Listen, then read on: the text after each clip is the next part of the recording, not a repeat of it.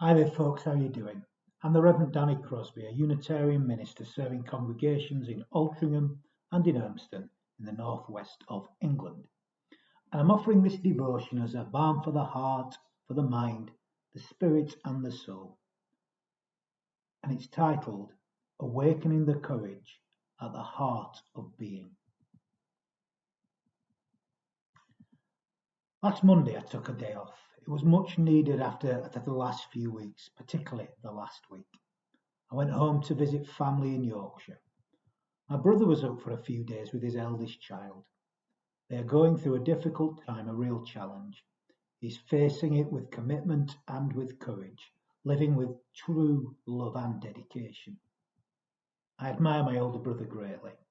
He has always been a man of commitment, of love and of courage, and he's showing it at this difficult time.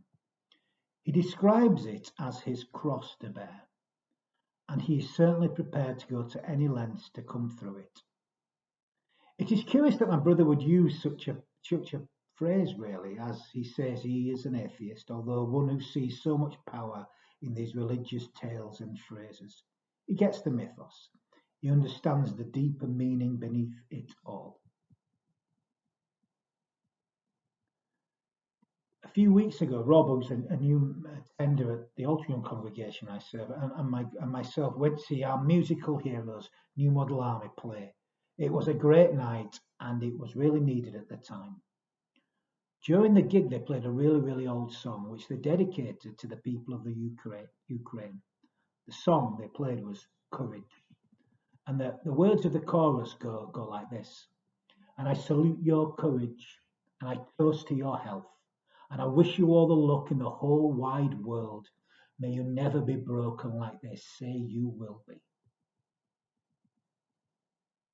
And despite the hell that the people are going through, they certainly do not look broken.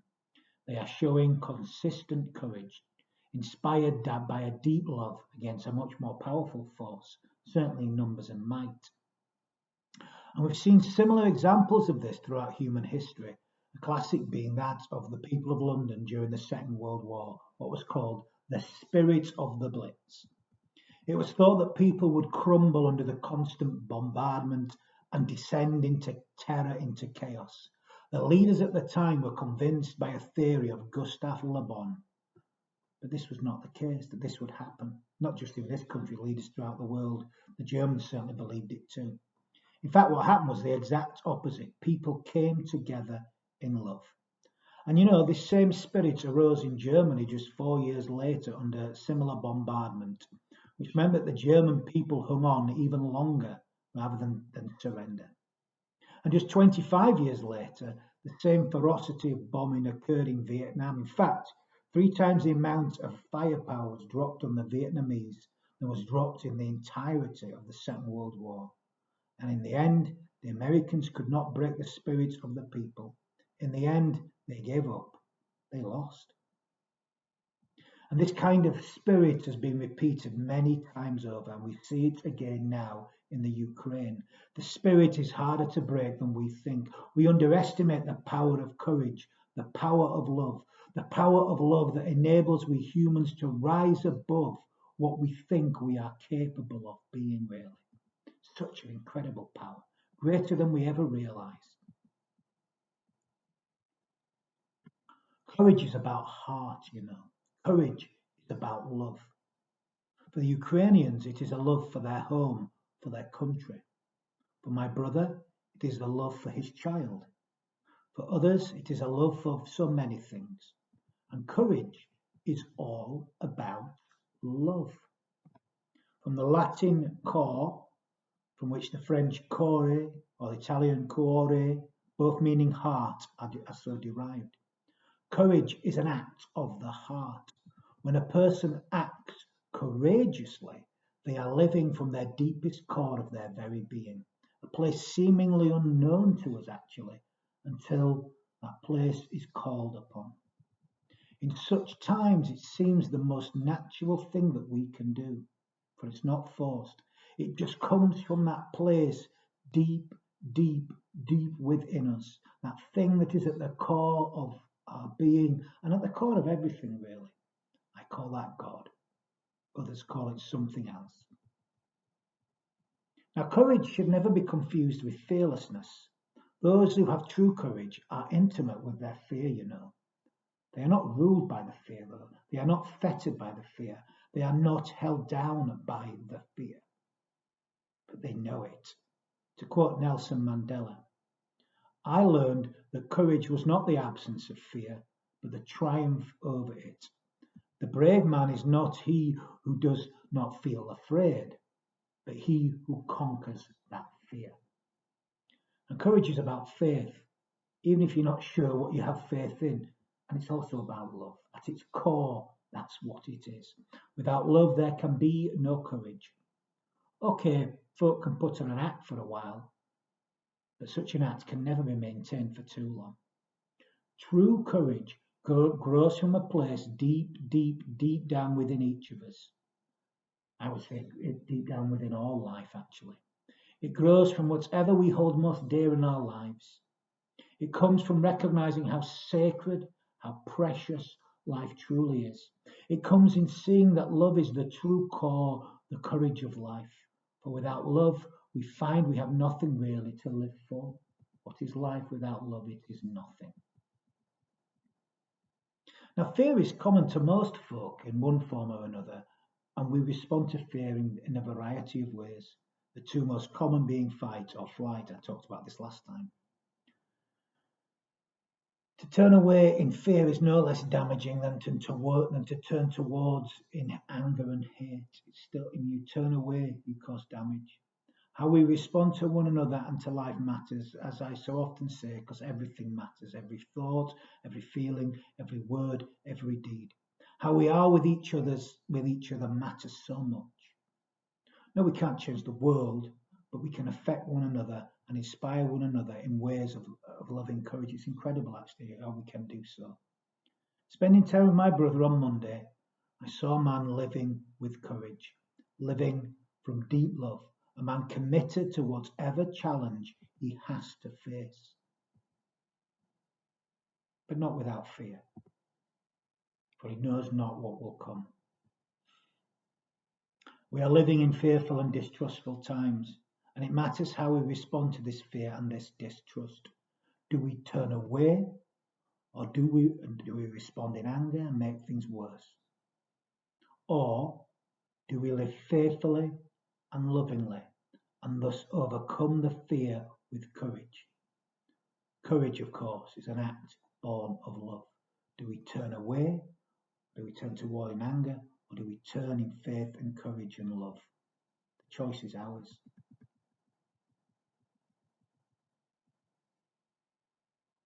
Fear is an ever-growing presence in our times.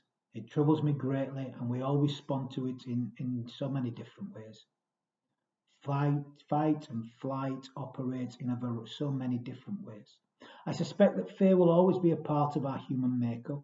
We are meant to experience certain forms of it, for it points us to danger.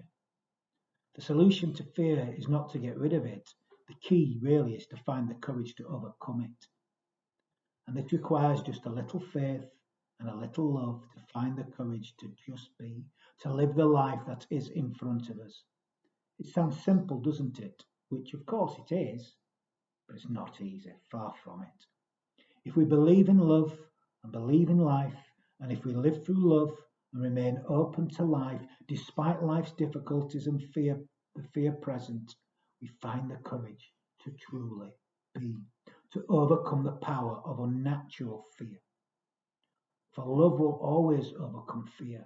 Love will always enable us to find the courage to truly be all that we can be. We can be things we didn't know were possible, actually. And we see a powerful example of this, I believe, in the life of Jesus, of finding the courage to face what is in front of you, particularly in the upcoming Holy Week narrative, which is marked on Palm Sunday, this Sunday, possibly today if you're watching this video later. A week that ends with Easter Sunday, a day of rebirth, resurrection, and new beginnings. But before this, we see love, we see betrayal, we see pain, We see humiliation, we see fear, we see courage, and we see faith. I remember trying to imagine what it must have been like when I visited Jerusalem, the old city of Jerusalem, a few years ago, and entered those gates myself. As I watched the pilgrims visiting the holy sites and the local people just got on with their lives with all these people going, I wondered what it must have been like there 2,000 years ago. It's not really changed that much, the actual city walls, etc. Of course, the world has changed much. Now, on Palm Sunday, the Gospel accounts say that he entered Jerusalem, and Jesus did so with the knowledge of what he was going to have to endure. He knew and accepted that his journey was going to be hard, in which he would endure a great deal of suffering. But what he did was accept what was in front of him, ahead of him. He accepted the reality of the situation he found himself in. But he did not do so without fear and doubt. Both fear and doubt were present in that week. Whatever people misunderstand that, I think. In the Garden of Gethsemane, just before he was betrayed, he went off to pray alone, as he often did, to commune with his God. And he threw himself to the ground, he wept bitterly, and prayed a simple prayer, Abba, Father, for you all things are possible. Remove this cup from me, yet not what I want, but what you want, i.e., not my will, your will be done. He was in fear, he was in turmoil, he was in real, genuine fear. For he knew he must face what was ahead of him, but he must do so alone. Despite the fight, despite the resistance, despite not wanting to, eventually he surrendered to what he must do. And somehow in that silence, in that time of prayer, he found the courage to face what was in front of him. He found the courage to be. So we see the triumph of Palm Sunday, and then 5 days later, there is the crucifixion. He accepted what was part of his journey, but not without fear and doubt. How could there not be fear and doubt? He had to face this agonizing death alone. He'd been rejected by everyone, even his closest companions. Moments before the end, he did not cry out the comforting words of the 23rd Psalm, which people love so much. I shall walk through the valley of the shadow of death and fear no evil, for thou art with me. No, instead, he quotes the much starker 22nd Psalm. My God, why hast thou forsaken me? Why art thou so far from helping me? He did not quote the comforting words, my cup runneth over. Instead, he cried out, I thirst. But that's not the end. The real power from all of this comes in those final words that he utters not long after this. Father, forgive them, for they know not what they do. And I believe it's in these words that the courage to be who he truly was, that you find it in these words. In those words, he expressed his faith. In those words, he expressed the power of love, the love of God, the love of neighbour as for self.